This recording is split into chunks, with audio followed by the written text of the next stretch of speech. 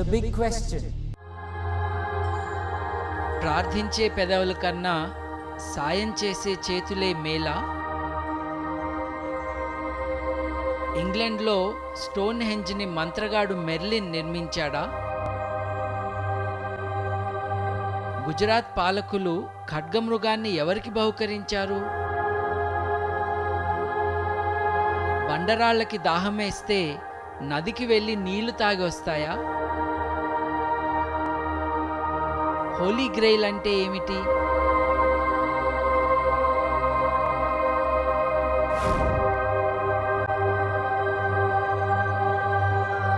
Hands that help are far better than lips that pray. ఈసారి big క్వశ్చన్ను అమెరికాలో 1833లో పుట్టిన ఒక గొప్ప మానవవాది, అద్భుతమైన వక్త అయిన రాబర్ట్ ఇంగర్సాల్ మాటలతో మొదలు పెట్టుకుందాం. ప్రార్థించే పెదవుల కన్నా సహాయం చేసే చేతులే మిన్నా అన్నాడు ఇంగర్సాల్. ఈ నాస్తికుడి మాటల్ని మతస్థులు కూడా ఇవాళ వల్లవేస్తున్నారంటే ఆ మాటల్లో విశేషం ఏంటో మనం సులువుగా అర్థం చేసుకోవచ్చు. ఇంగర్సాల్ మాటల్ని మనమందరం ఎందుకు ఆలకించాలంటే, ఏది సాధించాలన్నా అతీత శక్తులపైన కాకుండా సొంత కృషిపైనే మనం ఆధారపడాలి కాబట్టి. ప్రార్థనతో భౌతిక విశ్వంలో ఎటువంటి మార్పులు వచ్చే అవకాశమే లేదు కాబట్టి.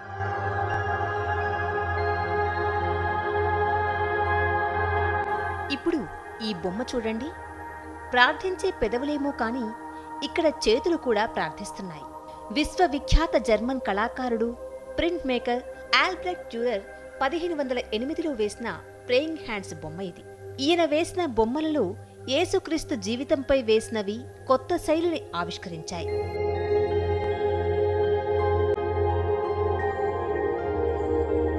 ఇకపోతే ఆయన చేసిన ఖడ్గమృగం ఉడ్కట్ బొమ్మ బహుశా మీరు చూసి ఉంటారు. 1515వ సంవత్సరంలో గుజరాత్ పాలకుడు సుల్తాన్ ముజఫర్ II పోర్చుగల్కి ఒక ఖడ్గమృగం బహుమానంగా పంపిస్తే ఆ వార్తను విని డ్యూరర్ ఈ బొమ్మ చెక్కాడు. నిజానికి కవచం లాంటి తొడుగు కానీ, పాములాగా పొలుసులు కానీ ఖడ్గమృగానికి ఉండవు. అయినా డ్యూరర్ ఈ జంతువును స్వయంగా చూస్తే కదా ఉన్నదున్నట్లుగా బొమ్మ వేయటానికి. డ్యూరర్ ఖ్యాతి ఎటువంటిదంటే, అన్ని తప్పులున్నాయని తెలిసినా ఈ బొమ్మని 300 సంవత్సరాల పాటు ఖడ్గమృగాన్ని రిప్రజెంట్ చేయడానికి యూరోప్లో వాడారు. డ్యూరర్ తన ప్రతిభలను ప్రదర్శించే సమయం జర్మనీలో పునర్వికాసం మొదలవుతున్న తరుణం అనుకోండి. కానీ ఇంకా దైవవాదం, మత ఛాందసవాదం బలంగా ఉన్న రోజులవి. ఈ బొమ్మలో తన అప్పటి సమాజపు మానసిక వాతావరణాన్ని అద్భుతంగా ప్రతిబింబించాడు డ్యూరర్.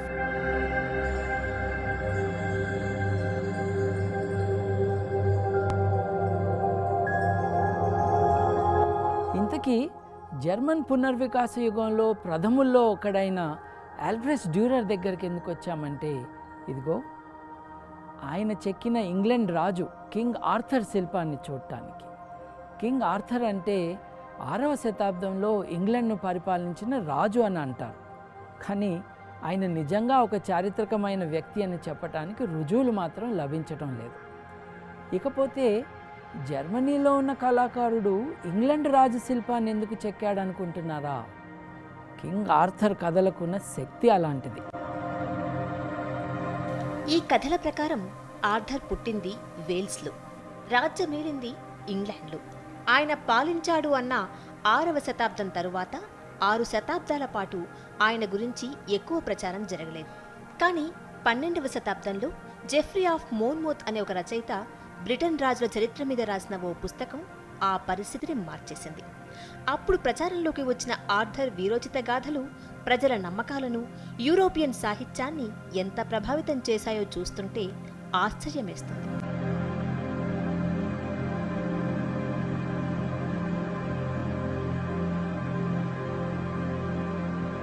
మన దేశంలో రామాయణ, మహాభారత పౌరాణిక గాథలు ప్రజలపైన ఈరోజు కూడా ఎటువంటి ప్రభావం చూపుతున్నాయో, రాజకీయాలను ఎలా శాసిస్తున్నాయో 700-800 సంవత్సరాల పూర్వం యూరోపియన్ సమాజం పరిస్థితి అలాగే ఉండేది. వాళ్లు కూడా మన దేశంలో లాగానే పురాణ గాథలను చరిత్ర అనుకునేవారు. జెఫ్రీ కథనం ప్రకారం క్రీస్తు శకం 6వ శతాబ్దంలో ఇంగ్లాండ్ రాజు ఊథర్ పెండ్రగాన్ చనిపోతాడు. అప్పుడు ఎవరైతే కరిగిన రాయిలో ఇమిడి ఉన్న ఒక కత్తిని బయటకు లాగేస్తారో వారే దేశానికి కొత్త రాజు అవుతాడని నిర్ణయిస్తారు పెద్దలు. ఎందరో ప్రయత్నించినప్పటికీ ఆ పని ఆర్థర్ అనే యువకుడు మాత్రమే సునాయాసంగా చేయగలుగుతాడు. అలా ఇంగ్లాండ్కు రాజు అవుతాడు ఆర్థర్. ఈ కథల పుస్తకం ఆ కాలంలో ఒక బెస్ట్ సెల్లర్. అప్పుడు రాసిన ఈ పుస్తకానికి చెందిన 200 చేతిరాత కాపీలు ఇప్పటికీ దొరుకుతున్నాయి.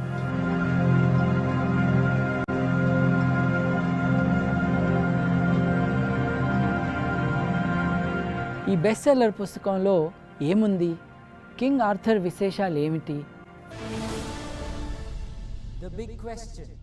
కింగ్ ఆర్థర్ కోట పేరు క్యామెలాట్. అది ఎక్కడుందో ఎవరికీ తెలియదు, కానీ రాజుగారి దగ్గర మటుకు ఎంతోమంది నైట్స్ అంటే వీరులు ఉండేవారట.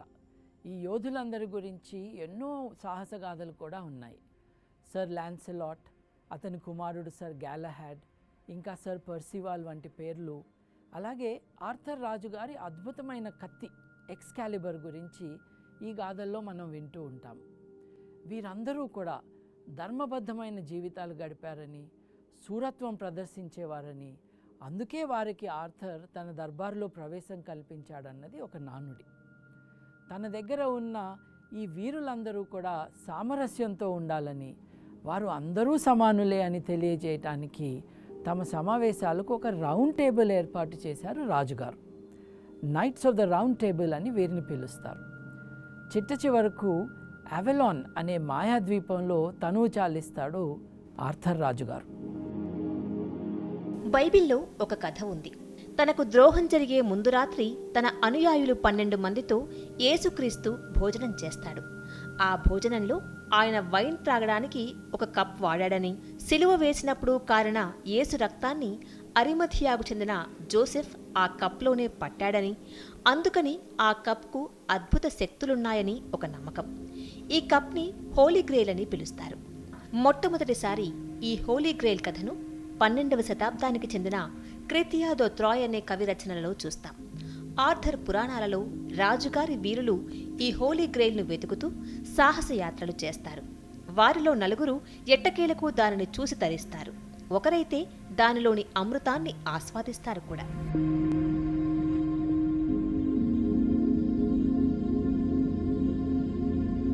ఇదిగో ఆ కప్ ఇదేనంటూ, మాకు హోలీ గ్రెయిల్ దొరికిందంటూ గత 800 సంవత్సరాల్లో ఇంగ్లాండ్లో 2 సార్లు, వేల్స్లో 2 సార్లు, మధ్యప్రాచ్య దేశాలలో 2 సార్లు కొన్ని కప్పులు తీసుకువచ్చి చూపించారు కొంతమంది. ఈ రోజుకు కూడా ఈ హోలీ గ్రెయిల్ మనకు కళలో, సాహిత్యంలో తరచూ తారసిల్లుతూ ఉంటుంది. ఈ మధ్యనే తీసిన Hollywood cinema Indiana Jones the last crusade కూడా ఈ థీమ్ మీద తీసిందే.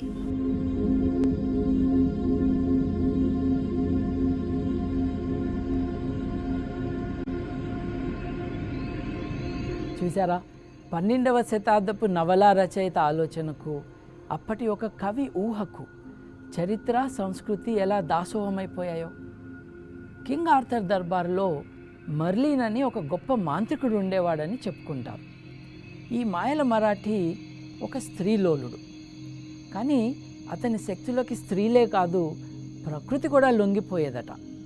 ఇదిగో ఆ మాంత్రికుడే లండన్కు 140 కిలోమీటర్ల దూరంలో శాలిస్బరీ ప్లెయిన్స్లో ఉన్న విల్ట్షైర్లో ఈ రాళ్లను ఏర్పాటు చేశాడని ఆ 12వ శతాబ్దపు కథల్లో చెప్పుకున్నారు.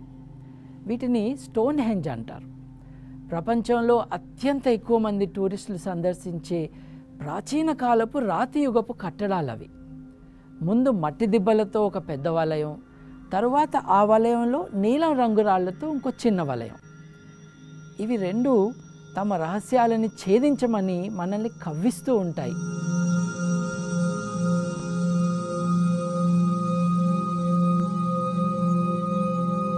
ఇవి ఇక్కడకు ఎలా వచ్చాయన్న ప్రశ్నకు సమాధానంగా అల్లిన ఒక కథ చాలా ప్రాచుర్యంలో ఉంది.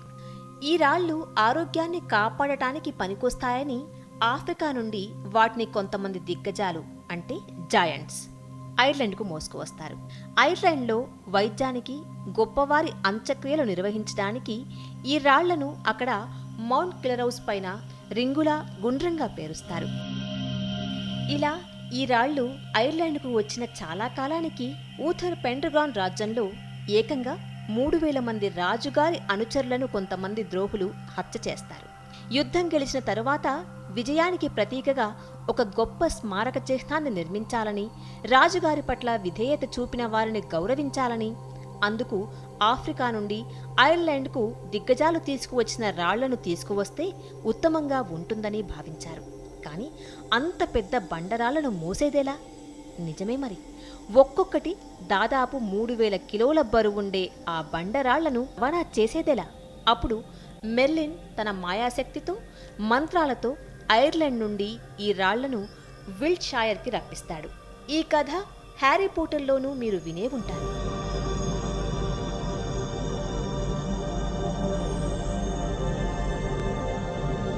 స్టోన్హెంజ్ కట్టడాలు ఎవరు కట్టారు? ఎవరి కోసం కట్టారు? The big question. సమాజంలో అత్యున్నత వర్గాలకు చెందిన వారు తమ మరణం తర్వాత స్మారక చిహ్నాలను నిర్మించుకునే సంప్రదాయం ఎప్పటి నుండో ఉన్నదన్నమాట. అయితే ఆ ప్రాంతంలో దొరకని రాళ్ళు అక్కడికి ఎలా వచ్చాయి? వాటిని ఎక్కడి నుంచి తెచ్చారు? వాటిని అలా ఎలా పేర్చారు? ఈ ప్రశ్నలకు మాత్రం క్రీస్తు శకం 12వ శతాబ్దంలో ఇచ్చుకున్న వివరణలు మనల్ని సంతృప్తిపరచలేవు. ఎందుకంటారా? ఈ రాళ్ళు ఇలా పేర్చి ఉన్నది ఒక సాలిస్బరీ ప్లెయిన్స్లోనే కాదు, ఒక బ్రిటన్లోనే 80 చిన్న పెద్ద ఇటువంటి రాళ్ళ అరేంజ్మెంట్స్ మనకు కనిపిస్తాయి. నిజానికి యూరోప్లో సెల్ట్స్ అనే ఆదివాసులు ఉన్న ప్రాంతాలన్నిటిలోనూ దిగ్గజాల కథలు, ఇటువంటి రాతి కట్టడాలు చూస్తూనే ఉంటాం. పశ్చిమ ఫ్రాన్స్లో కూడా సెల్ట్ తెగలుండేవి. అక్కడ కూడా ముఖ్యంగా బ్రిటనీ ప్రాంతంలో వేల్స్, ఇంగ్లాండ్ లాగానే మంత్రగాళ్ళు, వారి మహత్యాలు, అసాధారణ బలం కలిగిన మనుషులు, వారు కట్టిన రాతి కట్టడాల గురించి ఎన్నో కథలున్నాయి. బ్రిటనీలోని కార్నాక్లో ఎన్నో రాతి కట్టడాలను చూస్తాం. ఎందుకు కట్టారో మనకు చెప్పేవారు లేరు. కానీ బహుశా సెల్ట్ సమాజంలో ఉన్నత వర్గాల వారిని ఖననం చేసిన ప్రదేశాలలో మతపరమైన క్రతువులకు వాడారేమో. ఇవి ఎలా వచ్చాయి? నిజంగా దిగ్గజాలే ఇక్కడ వీటిని పేర్చారా అన్న ప్రశ్న ఇప్పటిది కాదు. 1650లో ప్రసిద్ధి చెందిన ఫ్రెంచ్ రచయిత ఫ్రాన్స్వా రాబలే దిగ్గజాలపై ఏకంగా 5 నవలలే రాశాడు. గాగ్రాంతువా, పంతక్రూయల్ అనే తండ్రి కొడుకులు, వారి సాహసయాత్ర గురించి కథనం సాగుతుంది. వ్యంగ్యంతో, హాస్యంతో, అశ్లీలంతో, వింత వృత్తాంతాలతో నడిచే ఈ దిగ్గజాల కథలో కార్నాక్లో రాళ్లు అలా ఎలా ఏర్పడ్డాయో వివరిస్తాడు. ఒకరోజు పాంతక్రూయల్ విశ్వవిద్యాలయంలో చదువుకుంటున్న తన మిత్రులందరికీ విందు భోజనానికి ఏర్పాట్లు లేవని, తన మిత్రులు చదువు మీద విసుగు చెందినప్పుడు మంచి విందు ఆరగిస్తూ ఆనందించాలంటే వారికి మంచి వసతి లేదని ఈ డైనింగ్ టేబుల్ ఏర్పాటు చేస్తాడన్నమాట. ఎంతో నైపుణ్యంతో చాలా జాగ్రత్తగా రాశాడు ఈ కథను రాబ్లే. అతని జాగ్రత్తను అర్థం చేసుకోవాలంటే అప్పటి యూరప్ సమాజాన్ని గుర్తు తెచ్చుకోవాలి. సమాజాన్ని తన అదుపాజ్ఞల్లో ఉంచుకున్న ఆనాటి చర్చ్ తన విశ్వాసాలకు భిన్నంగా ఉన్న ఎటువంటి ఆలోచనను ఒప్పుకునేది కాదు. మధ్యయుగాలలో చర్చ్ను ధిక్కరిస్తే మరణశిక్ష గ్యారంటీ. మరి పాత విశ్వాసాలతో పెనవేసుకుని ఉన్న రాళ్ల గురించి రాయటం అంటే అప్పటి చర్చ్ భావజాలానికి వ్యతిరేకమే కదా. అందుకే ఈ రాళ్ల గురించి రాయటం, వాటిని పూజించటం నిషేధించింది. ప్రాచీన కాలం నుండి ప్రజల జీవితాలతో ఈ రాళ్లు, వాటి కథలు సమాజంలో ఒక భాగమై ఉన్నాయి. దేవుడి శాపం వల్ల కొంతమంది మనుషులు రాళ్లలాగా మారిపోయారని, కార్నాక్ లాంటి ప్రాంతంలో రాళ్లు క్రిస్మస్ రోజున ప్రాణం పోసుకొని దాహం తీరడానికి, నీళ్లు తాగడానికి నదికి వస్తాయని, ఇలా వింత వింత నమ్మకాలు ఉండేవి.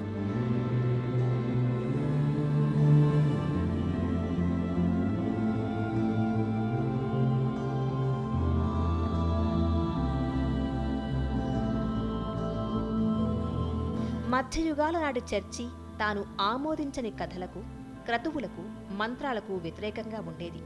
పైగా తాను వ్యతిరేకిస్తున్న మంత్రగత్తెలు, పూజలను, క్రతువులను రాత్రిళ్ళు ఆ రాళ్ల దగ్గరే నిర్వహించేవారు. చర్చి మాత్రం అప్పుడు మంత్రగత్తెలను గుర్తించి వారిని సజీవంగా దహనం చేసే యజ్ఞం సాగించేది. ఆ దెబ్బకు సెల్ట్ సమాజంలో ఉండే డ్రూయిడ్స్ అనే మంత్రగాళ్లు అంతమైపోయారు. బరువైన రాళ్లను ఎలా మోసుకొచ్చారు? ఈ ప్రాచీన కట్టడాలు ఎలా ఏర్పడ్డాయి? అదో బిగ్ క్వశ్చన్.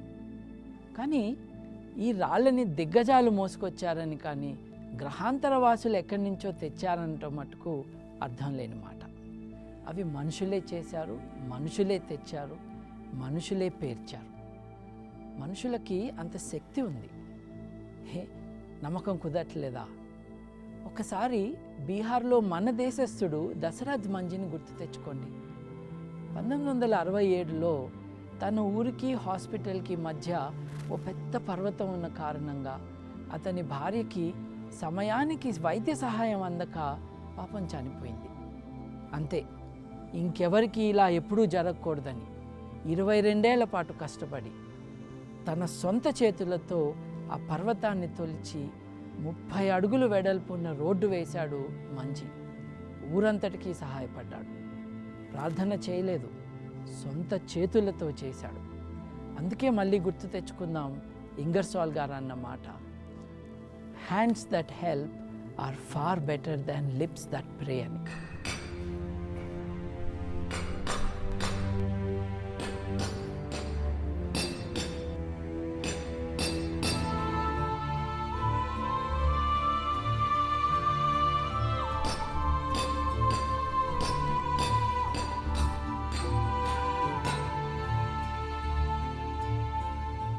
మనిషికి ఎంత శక్తి ఉందంటే ఆ శక్తికి రాళ్ళు వంగినాయి, పర్వతము తలొంచింది.